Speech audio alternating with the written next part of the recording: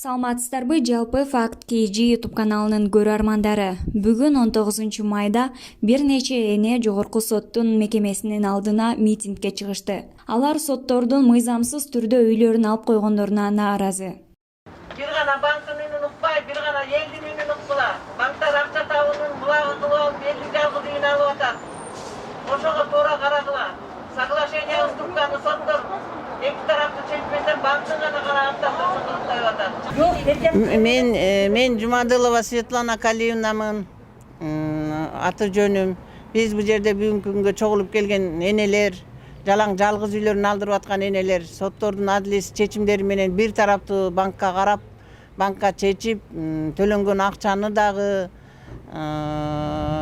депозитти дагы, андан үйлөрдүн баарын алып коюп атат да. Эч кандай жарандын эч бир колунда илинчек эчтекеси калбай калып атат. Жок дегенде ошол үйлөр 60-70 миң долларлык үйдү 200 миң, 300 миң сомго алып коюп атат. Ушундай адилетсиздик чечимдер болуп атат да. Ошон үчүн элдер адилеттик издеп президентке келип атат, өкмөткө келип атат. 19 апрелде өкмөткө чыкканбыз, 2 жумалык мөөнөт берген, эки жумадан бери эчтеке чечилген жок. Азыр жогорку сотко кайрылып атабыз. Мыйзамсыз чечимдерди кайра карап, ошо мыйзамсыз алынган үйлөргө комиссия түзгүлө деп. Азыр биздин талабыбыз ошо мыйзамсыз алынып аткан үйлөргө комиссия түзүү менен ошол чыккан чечимдерди кайра карап, жаңы жагдай менен үйлөрдү кайра алып бергиле дегенбиз. Азыр 2 күндөн бери алдашып, эч кимиси чыкпай атат. Кече Улан деген жардамчы баласы чыгып, эртең чыгат сөзсүз, эртең кабыл алат дегенден эми элдин тынчын албайлы деп кетсек, бүгүн да эч ким жок. Төлөнгөн акчалар эч кандай основной суммадан төлөнбөйт. Элдер акчасын алып келип калдык акчаны төлөйлү десе, ошого төлөтпөй үйлөрүн алып алат. Сотторго чечип туруп эле үйдөн кубалап чыгып, үйдү бекитип алып салып атат. Мондай майда балдар энелер көчөдөн калып атат. Мына ушундай көйгөйлөр менен жалгыз үйлөр алынбасын, деген мораторий кабыл алып берсин деп президенттен да суранып атабыз. Биз ушул көйгөй менен чыгып атабыз. Негизи ошо сиздер банктардан кредиттерди алганда убагында эле төлөп аттыңар беле? Банктардан үйлөрдү алганда убагында эле төлөп атабыз. Убагында эле төлөп келишкен бардык энелер, мына мен ушул энелердин атынан жооп берип атам. Ар кандай көйгөйлөр бар да, ар кандай шарттар. Кээде ошо алган киши өлүп калган мезгил болуп калып атат. Кээде төлөп аткан мезгилде ооруп калып атат. Кээде ошол алып калгандан кийин төлөп атып эле төлөй албай калган кырсыкка күйөөсү өлүп калып атат, баласы өлүп калып атат. Ошондой ар бир кырсыктар менен ортодо сырыв болуп калса, ошо сырывка карабай, ошол көйгөйлөргө карабай, анткени форс-мажор деген обстановка эмени келишимди карабай койгон экен да, биз караңгылыктан бизден да кеткен. Биз жарандар банктарга ишенип туруп кол кой деген жерге кол коюп өзүбүз приговор чыгартып алган экенбиз. Эми ошол жаңылыштыкты сот аркылуу оңдойлусак, соттор оңдобой атат. Анткени кабальный условияны сот таап бериш керек болчу. Кабальный условия деген сот таап бербей атат. Биздин соглашение, уступка, биз суда дегенди ошо соттун макулдугу менен, соттун анализи менен соглашение, уступка ишке ашат. Ошо соглашение, уступканы сот автоматически бир тараптуу чечип коюп атат. Мен 2010 жылы Капитал Плюс деген микрокредиттен 400 миң сом алгамда, ошол кезде Славянск университетинин 3-чү курсунда окуп аткан балам Россияга барып иштеп келем деп, жана контрагына акча таап келем деп ошончо жоголуп кетти.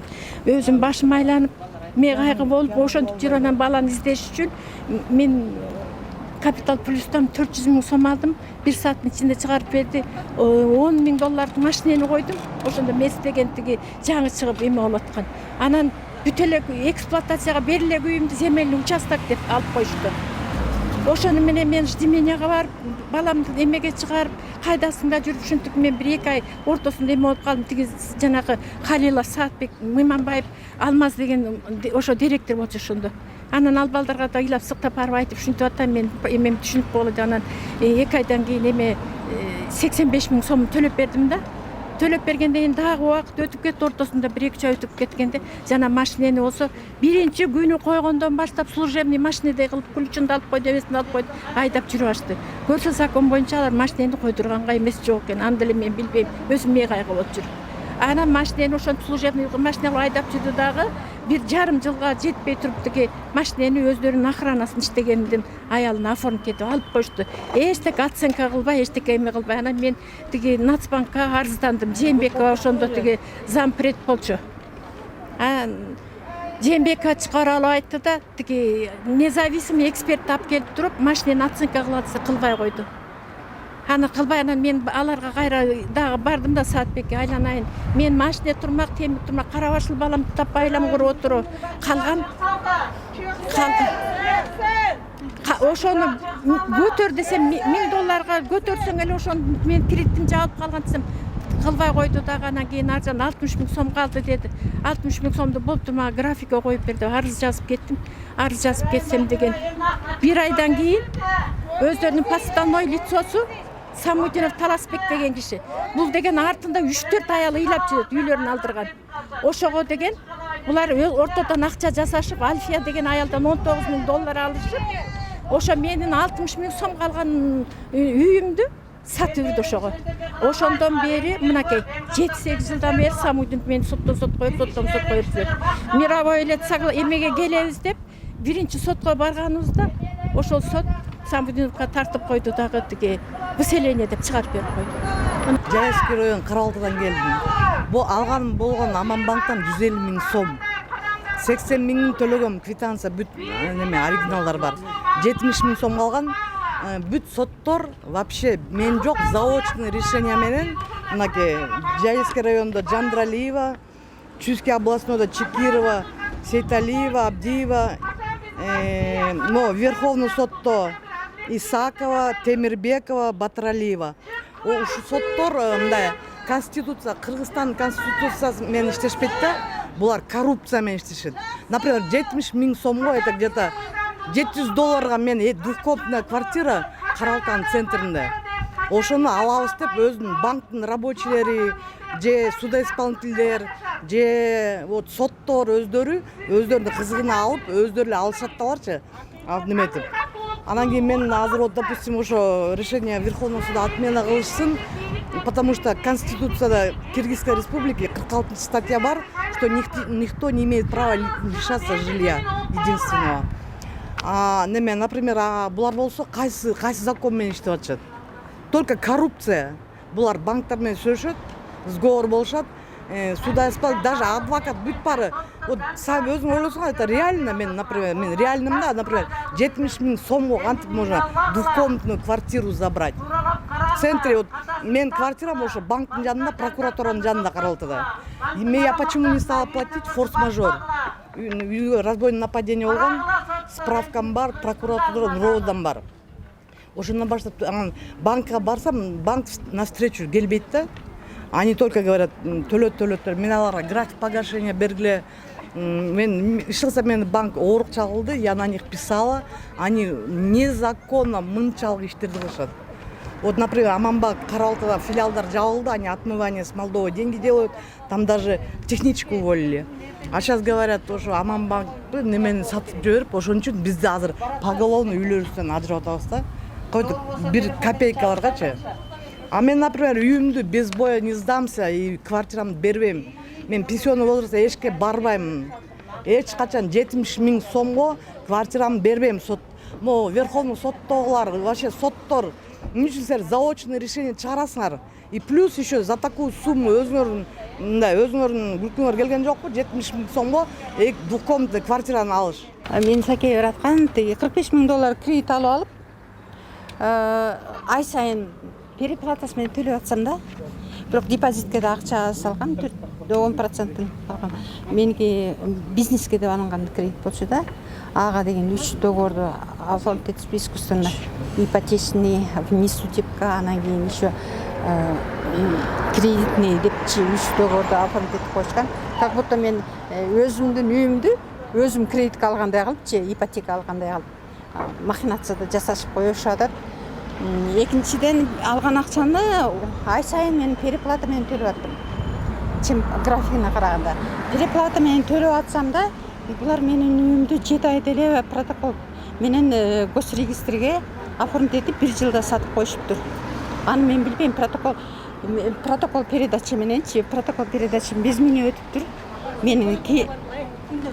Менин клиющимсиз өтүптүр. Аны да билбей эле мен дагы жарым жыл 9000 график боюнча $9200 төлөгөндүн ордуна мен 11400 төлөптүрмүн. Анан ошондо барып билип атам. дагы $2000 коголаң 13-жылы Ош коголаңы биздин Бишкекте апрель коголаңында полностью торговля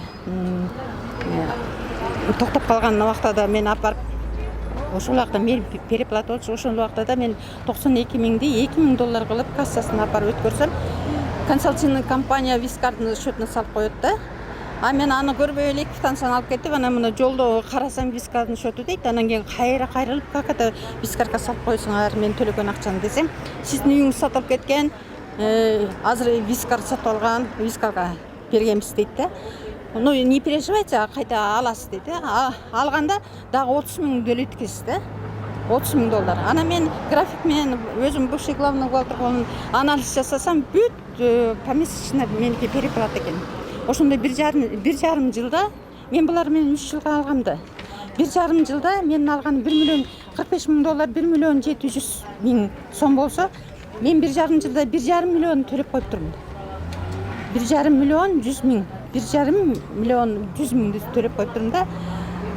Ага дагы 200 канча миң эле калат экен да. Ошого менин акчамды да алып, дагы 30 миңди төлөтүп, дагы үйүмдү да 90 миңдик элитный квартирамды, двухкомнатный 90 квадратный метрлик элитный квартирамды алып коюп атпайбы? Алып койгондон мен уже органдардын баарына бара баштадым. Бардыгына бардым, прокуратура менен МВД, ошол анан сот жагы эле туура эмес чечимди чыгарышты. Прокуратурасы частный порядка экен, частный биз карай албайбыз, только госструктураны карайбыз деди. МВД да ошондой биздин функциональный обязанностька кирбейт экен деди.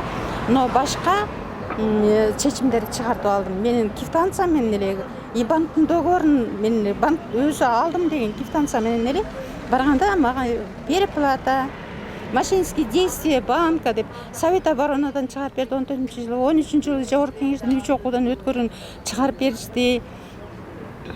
Анан кийин 30 миңди кайта 30 дагы 30 миң мен лишь бы үйдү алайын деп дагы $30,800 төксөм, аны болсо 1 миллионго арестке коюшуп 3 күндөн кийин деле 23-үндө арест 23-үндө уже кат жаздым, мен уже 30 миңди төлөдүм. Эми үйүмдү чыгарып бергиле. Мен алгам 45 миң, төккөнүм $66 миң болду. Чыгарып бергиле десем, сиздин акчаңыз арестке кетти. Деловой репутация, биздин деловой репутациясы таптап кеттиң деп миллионго мени берип коет. Миллиону менен да соттошуп жүрөм. Арест менен, снятие арест менен да соттошуп жүрөм. 15-жылы дагы миллионду уже кайта Верховныйга берип коюптур. Городскойдон мен жака чыгарса берип койгондон кийин кайра чыктым да, Атамбаевдин зятя Атамбаева рейдерским путем ушундай үйлөрдү алып атат депчи. Ошентсем Нацбанк вы к нам не обращайтесь больше деп мага сразу ошол күнү эле кат жазышты. Халыктан кайта дагы 1 миллионго берип койду. Ошентип булар мен үйүмдү саткандан сатып атат да, сатып алгандардын баары 16 жылга чейин канча кишиге сатты. 16 жылдан кийин дагы сатышты, ошондой 5-6 кишиге, 4-5 кишиге сатты. Сатып алгандардын баары 20 жаштагы кыз балдардын, ошо балдардын жашындагы балдар экен. Бирок 16-жылдан бери менсиз үйүмдөн чыгарып койгонун тиги эч ким жашабайт. Эгер действительно акча төлөгөн киши сатып алса, ошодон бери бирөөсү жашамак да, жашабайт. Бул 3-чү кишиге келгенде 3-чү киши жолдошу ким эле Мамытов деген бирөөгө сатат экен $85 миң. Кайта эле ошол эле Мамытов убакыт өткөрүп туруп акыркы кишиге $55 миң сатат. Уже банк уже эмне кыларын өздөрү письменном виде оформление договор купли-продажа өздөрү запутались да. Анан кийин мен ошентип жүрүп анан критическийге бардым. Бирок сот жагынан бүт нарушение жасады. Соттор менин төлөгөн акчамды карашкан жок. Первомайскын судьясы неме деди? Менсиз процесстер болуп атканда менин төлөгөн мен төлөп койдум, мен мынча төлөдүм, менде задолженность жок, нам надо еще 1,5 жыл иштешибиз керек банк менен десем, задолженность деп туруп анан кийин мен ооруп калганда решение чыгарып коюптур, выселение кылыпчы за задолженность деп. Но соттор апрелде этсе болмок да.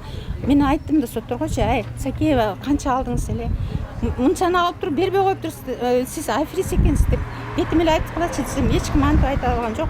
Төккөн квитанциямды карашкан жок, канча мен аларга каршымды да апрелде эткен жок, за задолженность деп койду. Мен квитанциям жөн эле айталада калды, акчам жөн эле мен ямага таштагандай эле болуп калдым да. Анан кийин анан сүткорлук боюнча закон чыкты. Сүткорлук боюнча закон 7 пунктунда закон обратной сила имеет деп туруп бизге чыгарып берди. Тикебаев немелери, жогорку кеңештин депутаттары. Ошол закон күчүнө киргенде 13-жылы сүткорлук менен дагы берсем, именно 13-жылы августта берип атам да. Берип атсам, Искаков деген судья Первомайскийдики ал айтат, жазып берип атат, оставить без рассмотрения, бул закон боюнча 12-жылы каралган деп коюп атпайбы. 12-жылы ал закон деген чыккан эмес да.